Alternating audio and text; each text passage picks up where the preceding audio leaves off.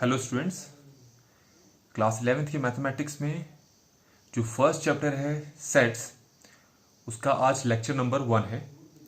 तो सबसे पहले हम ये समझेंगे कि सेट्स का मतलब क्या होता है, इसका मैथमेटिकल मीनिंग क्या होता है और डेली लाइफ में हम इसका क्या मीनिंग लेते हैं या क्या मीनिंग हम समझते हैं। तो सेट का मतलब होता है the collection of objects of a particular kind. इसका मतलब क्या है, मान लो आपको शौक है स्टैम्प्स को कलेक्ट करने का, सिर्फ स्टैम्प्स को कलेक्ट करने का है, तो वो आपका एक कलेक्शन बन गया। तो उस स्टैम्प्स के कलेक्शन को हम क्या बोलेंगे, सेट्स बोलेंगे। ऐसे ही मान लो आपको एक बैट्समैन है सचिन तेंदुलकर, वो आपको बहुत ज्यादा पसंद है, तो उसकी फोटोज को आप ज्यादा कलेक्ट करते हो। तो अगर आपके पास सिर्फ उन्हीं की फोटो है तो उनकी फोटोज के कलेक्शन को हम क्या बोलेंगे, सेट्स बोलेंगे। मान लो आपको नोवेल पढ़ना बहुत पसंद है और आपको चेतन भगत के नोवेल्स बहुत पसंद है और आपने उसके सभी तरह के नोवेल्स को कलेक्ट करके रखा हुआ है, तो उन नोवेल्स के कलेक्शन को भी हम क्या बोलेंगे, सेट्स बोलेंगे। तो डेली लाइफ में हम सेट्स के ये मीनिंग रखते हैं। तो हम डिफाइन कैसे करते हैं, collection of objects of a particular kind. जब हम यहां कहते हैं पर्टिकुलर काइंड, तो जो कलेक्शन आपने किया है उसमें बाहर की या कोई दूसरी वस्तु उसमें नहीं होनी चाहिए। अगर कोई दूसरी वस्तु भी उसमें ऐड हो गई तो उसको हम कलेक्शन नहीं मानेंगे। मान लो सचिन तेंदुलकर की आपने सारी फोटोज रखी हैं, लेकिन उसमें किसी और प्लेयर की भी फोटो रखती है, तो उसको आप सेट्स नहीं मानेंगे, कलेक्शन नहीं मानेंगे, क्योंकि सभी के सभी एक ही जैसे होने चाहिए। ठीक है, अब हम जानेंगे कि मैथमेटिकल मीनिंग क्या है इसका। मैथमेटिक्स में हम सेट्स को किस तरह डिफाइन करते हैं। So let we see first of all few examples, then we will get to know the meaning of sets. अच्छा, तो सबसे पहले मैंने क्या लिखा है, यहां पर मैंने एक सेट लिया है, positive prime numbers less than 20। अगर मैं 20 से लेस जो प्राइम नंबर्स हैं उनका एक सेट बनाऊं तो दे विल बी 2, 3, 5, 7, 11, 13, 17, 19। तो ये जो हैं सारे के सारे प्राइम नंबर्स 20 से लेस हैं, तो ये एक सेट बन गया है। आप याद रखें कि मैथमेटिक्स में जो आप सेट बनाते हो उन सभी को आप विद इन कर्ली ब्रैकेट्स में रखते हो। तो ये एक सेट हो गया। ठीक है, अब दूसरा, हमारे पास एक दूसरा एग्जांपल क्या है, set of roots of the quadratic equation x square plus 3x plus 2 equal to 0। So you have a quadratic equation. If you solve this quadratic equation by any method, you have many methods. Milton splitting you can use, or completing the square method you can use, or Posh and Low method you can use. So by those methods you will get two roots. They are -1 and -2. If you put these two numbers in this curly bracket, then this represents a set. तो इस set के अंदर हमारे पास कितने members हैं, -1 और 2। यहां पर एक और एग्जांपल हमने लिया है, set of vowels in the English alphabet. तो इंग्लिश अल्फाबेट में टोटल होते हैं 26 और उसमें जो वोवेल्स होते हैं 5 A-E-I-O-U। सो मैंने इन सभी लेटर्स को कॉमा से सेपरेट किया है और कर्ली ब्रैकेट में रखा है, तो इसको हम बोलते हैं सेट। और फोर्थ जो एग्जाम्पल है हमारे पास वो है set of prime factors of 210। मतलब 210 को कौन कौन से नंबर डिवाइड करते हैं और वो प्राइम फैक्टर ही होने चाहिए। They are 2, 3, 5, 7। इनको भी मैंने कॉमा से सेपरेट किया है और कर्ली ब्रैकेट के अंदर रखा है, तो इसको भी हम क्या बोलते हैं, सेट बोलते हैं। तो mathematically how can we represent a set, वो आपने अब देख लिया है। तो अब फाइनली हमारे पास क्या है, हमारे पास अब सेट की मैथमेटिकल डेफिनेशन क्या आती है, हम अब उसको देखते हैं। तो ये है हमारे पास सेट की मैथमेटिकल डेफिनेशन। तो सेट को हम कैसे डिफाइन करते हैं, set is a well defined collection of objects. अच्छा, कलेक्शन ऑफ ऑब्जेक्ट्स का मतलब तो हमने समझ लिया है क्या होता है, बट व्हेन वी से well defined, so what does it mean. तो इसको समझने के लिए मैंने फिर से यहां पर आपको 4 एग्जांपल्स दे रखे हैं। अब इन 4 एग्जांपल्स को समझते हैं, इनका मतलब क्या है। पहला एग्जांपल लिया है a team of 11 best cricket batsman in the world. क्या इसको हम सेट मानेंगे? तो उसके लिए मान लो आपकी क्लास में जितने भी बच्चे हैं सबको ये कहा a team of 11 best cricket batsman in the world का एक सेट बनाओ। ठीक है, 11 क्रिकेट बैट्समैन होने चाहिए। So it is obvious that वो सारे के सारे एक जैसे प्लेयर्स का नाम नहीं लिखेंगे। वो सब क्या होंगे, जितने भी 11 जब मैं प्लेयर्स के नेम लिखेंगे तो किसी का कुछ हो सकता है, किसी का कुछ हो सकता है। इसका मतलब ये हो गया कि this set is varying from person to person. हर आदमी इसको अलग अलग तरीके से लिखेगा। So that's why this statement doesn't represent a set. Okay, coming to the second example, the collection of all boys in your class. अभी class में जितने भी बॉयज हैं आप उन सबका नाम लिखो। ऑब्वियसली हर स्टूडेंट, अगर हर स्टूडेंट को ऐसा करने के लिए दोगे तो हर स्टूडेंट क्या करेगा, सभी बॉयज का नाम लिखेगा। सो दैट्स व्हाई दिस, ये जो स्टेटमेंट है, जब इससे सेट बनाओगे तो हर बच्चे का सेट एक जैसा ही होगा, वेरी नहीं करेगा पर्सन टू पर्सन। इसीलिए ये स्टेटमेंट एक सेट को रिप्रेजेंट करती है। थर्ड है हमारे पास the collection of all even integers. अगर बच्चों को हम इवन इंटीजर्स लिखने के लिए कहें, ऑब्वियसली वो जितने भी इवन इंटीजर्स पता है उनको वो सारे लिखेंगे। तो ऑब्वियसली हर बच्चे का जो आंसर है वो एक जैसा होगा, वेरी नहीं करेगा स्टूडेंट टू स्टूडेंट। तो ये भी स्टेटमेंट एक सेट को रिप्रेजेंट करती है। अगला है हमारा the collection of 10 most talented writers in India. ये ऑब्वियसली बात है, जब इसको तुम बच्चों को लिखने के लिए दोगे तो 10 most talented writers in India में सभी बच्चे एक जैसा नाम नहीं लिखेंगे। पॉसिबल हो सकता है कुछ बच्चे 9 राइटर्स के नेम एक जैसे लिख लें और 10th राइटर अलग हो जाए। तो इस स्टेटमेंट के तौर पर जो सेट बनेगा वो पर्सन टू पर्सन क्या होगा, वेरी करेगा। तो अब फाइनली हमें वेल डिफाइंड का मतलब समझ में आ जाना चाहिए। तो वेल डिफाइंड का मतलब क्या होता है कि set should not vary person to person. एक आदमी से दूसरे आदमी में वो पर्टिकुलर जो स्टेटमेंट है वो वेरी नहीं करनी चाहिए, सबका आंसर एक जैसा होना चाहिए। उसी स्टेटमेंट से सेट बनेगी, उसी स्टेटमेंट को हम सेट बोलेंगे। तो यहां तक हमारे पास ये हो गया कि सेट को डीएलएफ में हम क्या बोलते हैं और सेट की डेफिनेशन होती क्या है। अब हम आते हैं कि how can we represent a set. Set को रिप्रेजेंट करने का तरीका क्या होगा। So basically we have 2 methods to represent a set. First one is your roster form, also it is known as tabular form, and second one is your set builder form.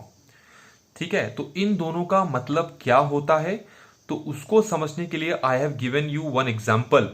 So we have taken one example, set of natural number divides 21। So what we have to do, हमें यहां पर दोनों form में represent करना है। तो पहले हम बात करते हैं हमारे रोस्टर फॉर्म की।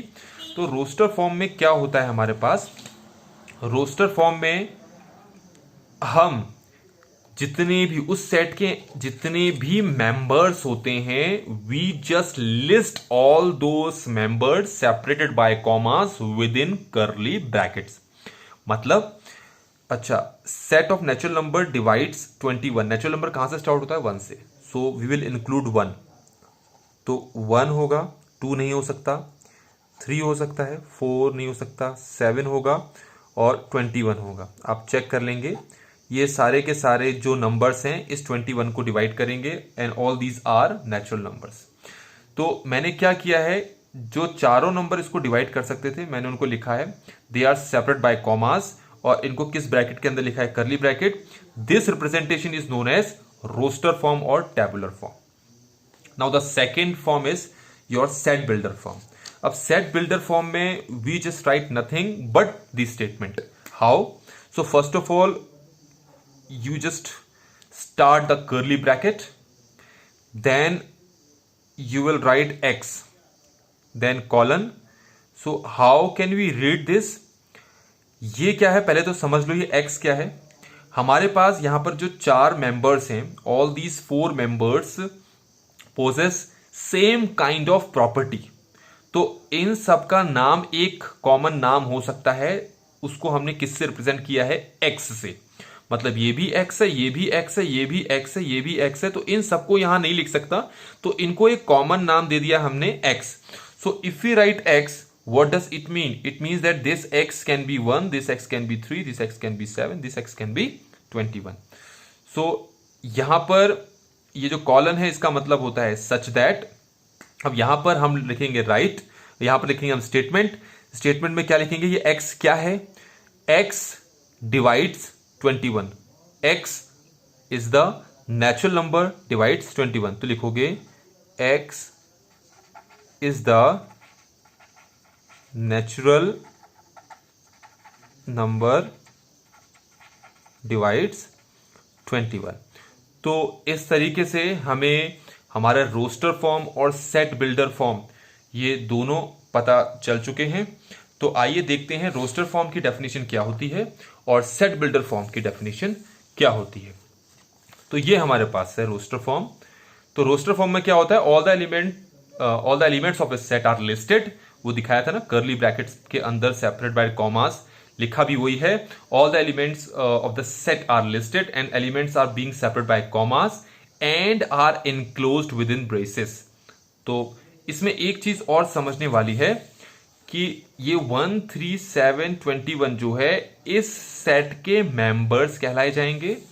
ये है ना 1, 3, 7, 21, ये क्या होंगे? इस सेट के मेंबर्स कहलाए जाएंगे और साथ ही साथ आप एलिमेंट्स भी कह सकते हो. ठीक है, ये तो हो गया हमारे पास roster form. So now set builder form. What is set builder form? तो all the elements of the set possess a single common property. ठीक है, और क्योंकि सिंगल कॉमन प्रॉपर्टी इसका मतलब क्या है? जैसे हमने जो क्वेश्चन किया था ना, इसमें हमने इन सभी को किस कॉमन नाम दिया था? एक्स. क्यों कॉमन नाम दिया था? क्योंकि इन सब की एक सिंगल कॉमन प्रॉपर्टी थी. वो क्या थी? कि ये सभी नेचुरल नंबर हैं और डिवाइड कर सकते हैं 21 को. तो यही चीज इसमें भी कहा है कि all the elements of the set posses a single common property which is not possessed by any element outside of the set. अगर मान लो मैं इसमें 4 लिख दूं तो क्या 4 इस सेट का मेंबर माना जाएगा? नहीं, क्योंकि 4 21 को डिवाइड नहीं कर सकता है. तो सिर्फ यही 4 जो होंगे इस सेट के मेंबर्स माने जाएंगे और इन्हीं चारों मेंबर को हम एक्स बोलेंगे. तो वही कहा है कि सेट बिल्डर फॉर्म में हम किस तरीके से लिखते हैं कि एलिमेंट जो होते हैं सारे के सारे का एक सिंगल प्रॉपर्टी होती है. वो सिंगल प्रॉपर्टी को हम एक्स नाम देते हैं और साथ में हम एक स्टेटमेंट लिख के देते हैं जो हमने लिख दिया. स्टेटमेंट भी हो सकता है, इक्वेशन भी हो सकता है. तो ये हो गया हमारे पास सेट बिल्डर फॉर्म. एंड दूसरा हमारे पास क्या था? Roster form. Now few points we have to note. ठीक है, पहला, the order of the elements of a set is immaterial. इसका मतलब है कि whatever order you have chosen, तो that doesn't change the set representation of a set. मतलब क्या है इसका? 1, 3, 7, 21 है ना, तो कोई भी नंबर पहले लिख दो, कोई भी, ये है हमारे पास यहां पर 1, 3, 7, 21 है, तो कोई भी नंबर पहले लिख दो, कोई भी नंबर बाद में लिखो, उससे फर्क नहीं पड़ता है. Order doesn't matter. दूसरा है set doesn't change if one or more elements are repeated. इसका क्या मतलब है? इसका मतलब ये है कि अगर मैं किसी नंबर को 2 बार लिख दूं, किसी नंबर को 2 बार का मतलब है जैसे मेरे पास यहां पर है, ये है, मान लो मैं इस कॉमा के आगे 1 के आगे लिख देता हूं 3, मतलब 3 ट्वाइस आ गया है. तो 3, 1, 3, 7, 21 अगर मैं ऐसे लिखता हूं इन दिस वे, ये है 3, 1, 3, 7, 21, then what you will say? क्या इसके 5 मेंबर्स हैं? तो we will say no, still it has only 4 members. अगर आपने किसी मेंबर को रिपीट किया है तब भी उसको सिंगल टाइम ही आप काउंट करोगे, 2 बार उसको काउंट नहीं कर सकते. तो यही कहा है कि set doesn't change if one or more elements are repeated. Now the third one is we have taken one set A in which we have members 1, 2, 3. So इसका मतलब क्या है? यहां पर आपको ये चीज ध्यान में रखनी है कि 1, 2, 3 ए के क्या है? एलिमेंट्स. 1, 2, 3 ए के क्या है? मेंबर्स. ठीक है, और ये कर्ली ब्रैकेट के अंदर जैसे ही इसको लिख दिया तो ये क्या बन गया? एक सेट बन गया. तो 1 is the member of A. इसको लिखेंगे ऐसे, 1 belongs to A. This sign represents belongs to. तो 1 belongs to A, 2 belongs to A, 3 belongs to A. We know that 4 is not present here, so that's why we will write 4 doesn't belong to A. तो ये जो हमारे पास symbol होता है ये belongs to का होता है और ये वाला सिंबल जो होता है ये doesn't belong to का होता है. तो इस तरीके से हमारे पास जो सेट था, उस सेट के हमने जो है बेसिक चीजें कंप्लीट कर ली हैं। क्या क्या? एक तो डेली लाइफ में how can we define set, और mathematically how can we define set, the method by which we can represent a set, they are roster form and set builder form, and जो फ्यू पॉइंट्स थे वो हमने देख लिए।